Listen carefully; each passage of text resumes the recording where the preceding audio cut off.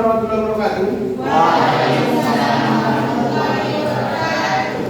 Hari ini kita belajar tentang teknopreneurship, di mana teknopreneurship adalah bagian dari kewirausahaan. Kewirausahaan juga kita sering mendengar dari perubahan kewirausahaan sekarang menjadi teknopreneur. Wirausaha itu adalah orang yang ahli atau mempunyai target untuk menghasilkan sebuah usaha. Misalnya di sini ada kita bahas nanti tentang teknopreneurship itu apa saja, dan di sini kita sudah sama-sama paham teknopreneurship adalah yang bergerak di bidang teknologi. Jadi kalau saya melihat wirausaha itu harus dibarengi dengan teknologi. Untuk apa? Agar bisa bersaing dengan masa sekarang. Karena sekarang itu era teknologi. Jadi untuk mendapatkan sebuah usaha dan mendapatkan sebuah keuntungan harus didukung dengan teknologi yang modern. Misalnya kita membuat usaha atau menjual produk melalui teknologi, melalui bisa media sosial, ada Facebook, ada Instagram, ada juga TikTok ya. Nah, kenapa kita harus menguasai era digital? Karena sekarang dalam sebuah wirausaha, produk-produk yang kita pasarkan memang banyak tidak terfokus pada modal tertentu, tapi usaha kita untuk menjalankan produk itu harus yang pertama melalui era digital. Nah, teknopreneurship ini adalah bagaimana sebuah teknologi wirausaha itu menjadi sebuah keahlian. Dan kalau bisa dilihat di sini ada teknologi entrepreneurship. Nah, di sini adalah bagaimana teknopreneurship ini adalah bahasa yang populer atau perubahan dari kewirausahaan sekarang.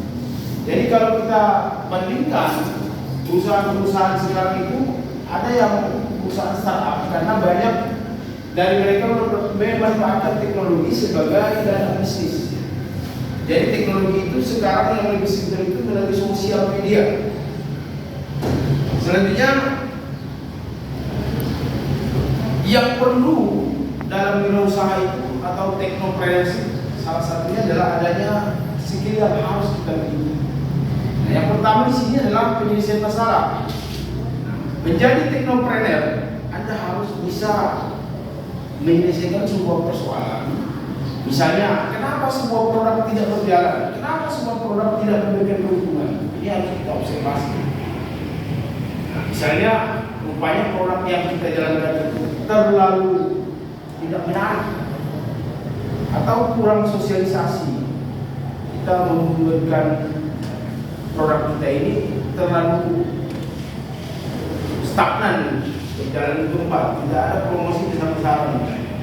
Atau dengan cara-cara menurunkan harga dengan produk yang tetap.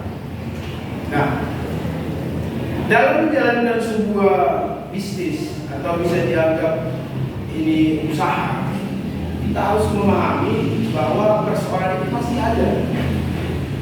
Misalnya produk yang kita tawarkan itu sebenarnya fungsinya itu harus kita berikan pada konsumen, harus bisa kita jelaskan, harus bisa kita kuasai produk yang kita maksud.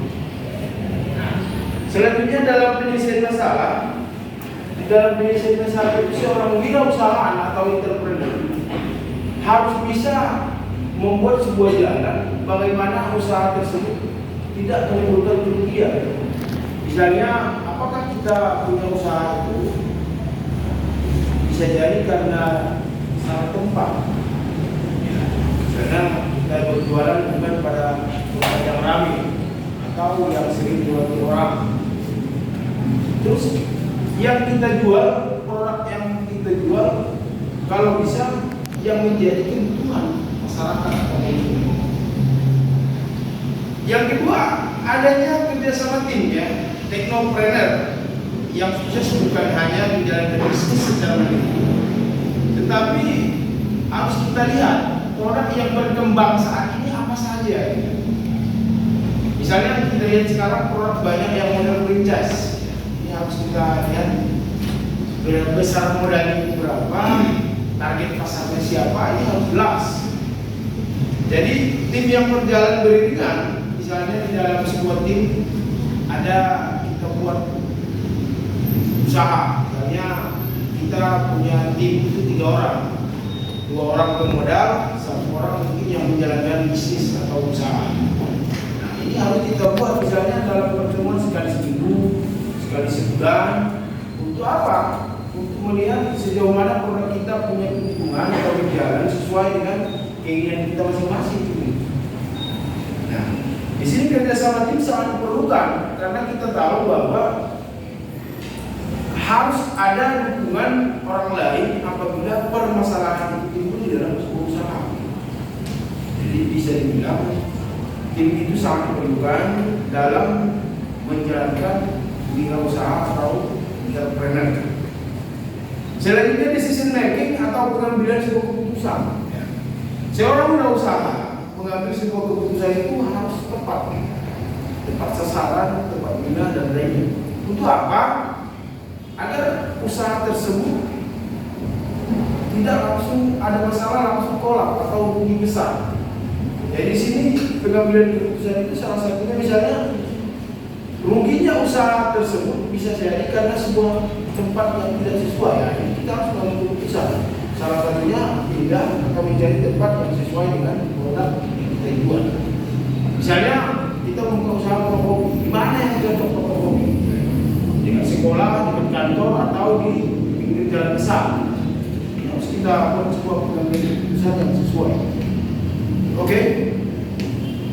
Nah, selanjutnya perkembangan teknopreneur di Indonesia itu sebenarnya ini sudah kita anggap sebagai tempat.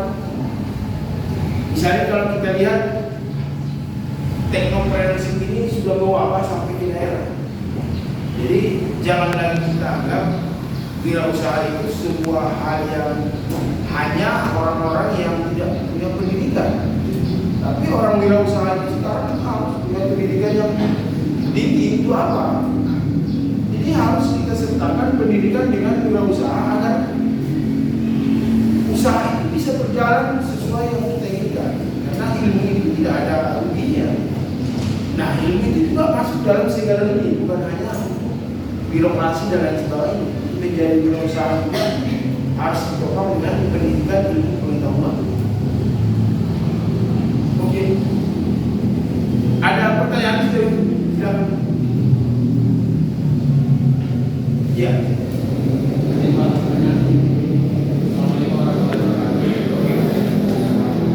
Coba diput kereta.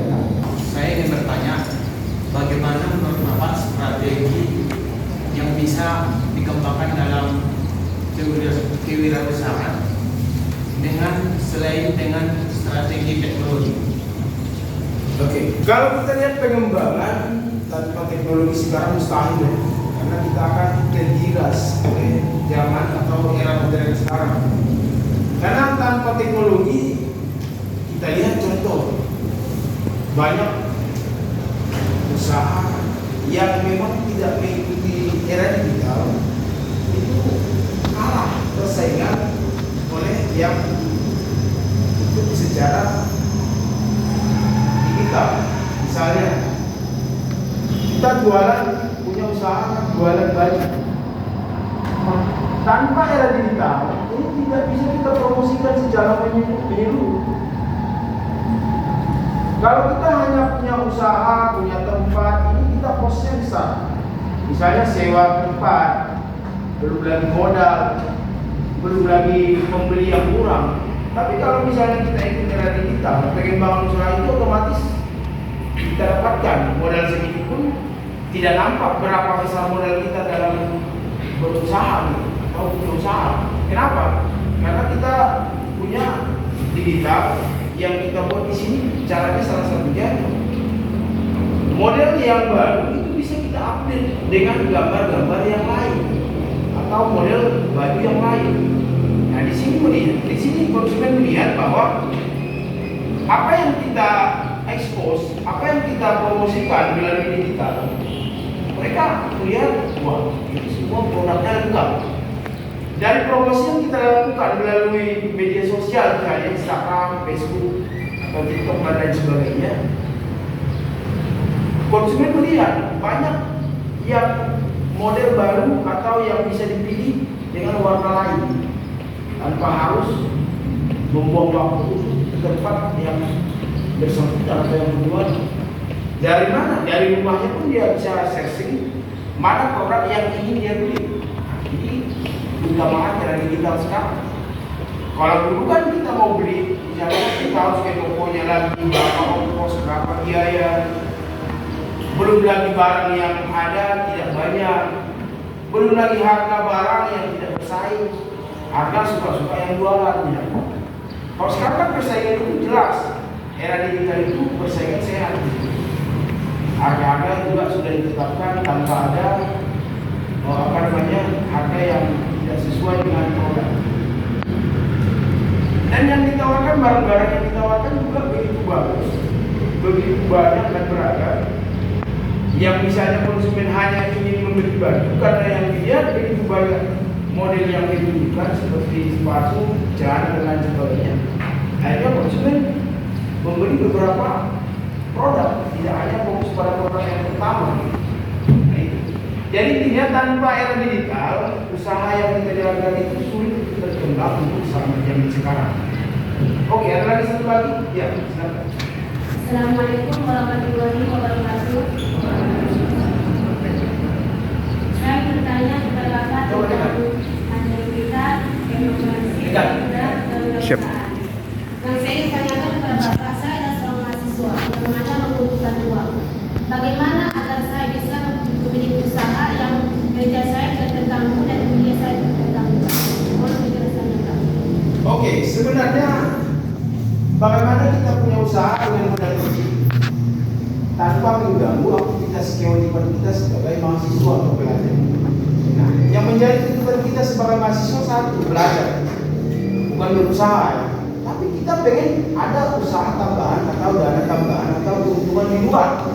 Nah, salah satunya adalah memanfaatkan era digital sekarang, di mana tanpa modal pun kita bisa punya usaha. Dengan cara apa? Hanya membuat atau mengikuti beberapa aplikasi seperti ada namanya Bukalapak, ada Shopee dan lain sebagainya. Ini kita manfaatkan dengan mode atau tujuan kita punya usaha, misalnya kita fokus pada usaha sepatu. Nah, sepatu ini bisa kita tampilkan di lapak-lapak online tersebut, bahwa yang punya misalnya kita upload misalnya foto tentang merek-merek terbaru atau model terbaru.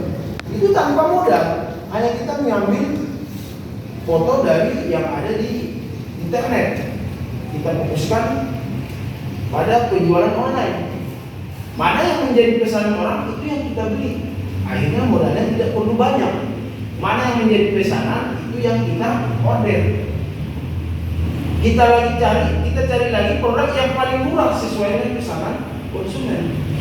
Jadi tidak perlu modal, kita tidak perlu barang kalau misalnya tidak ada pesanan konsumen. Jadi kita bisa ada usaha sampingan yang memberikan keuntungan tanpa modal. Atau ada produk kawan, ada produk keluarga, kita posting aja. Misalnya apa? Ada misalnya jajanan kita posting, kita foto posting, ada harga, kita tunggu aja pembeli. Postingnya bagaimana? Kita buat misalnya kalau makanan, bagaimana orang selera. Kita buat dari mana kita ambil foto, kita upload agar konsumen selera itu aja. Jadi kita jualan tanpa produk pun sudah ready kita. Jadi konsumen hanya lihat gambar, ada pesanan makanan baru kita buat. Kalau tidak ada, ya, kita off-kan. Jadi kita tidak perlu modal besar di sini. Oke, saya rasa itu saja. Mudah-mudahan dengan materi yang saya sampaikan bermanfaat bagi kita semua. Dan apa yang menjadi pembahasan kita hari ini bisa kita terapkan di hari-hari yang akan datang. Dan semoga mata kuliah teknopreneurship bisa memberikan perbaikan bagi kita semua, merubah mindset kita untuk menjadi seorang entrepreneur atau pengusaha dan menjadi masyarakat yang memberikan kebaikan negara, bukan sebagai masyarakat yang menjadi beban negara. Jadi intinya masyarakat kita ke depan siap sebagai masyarakat yang membuka lapangan kerja baru untuk masyarakat lain. Oke, wassalamualaikum warahmatullahi wabarakatuh.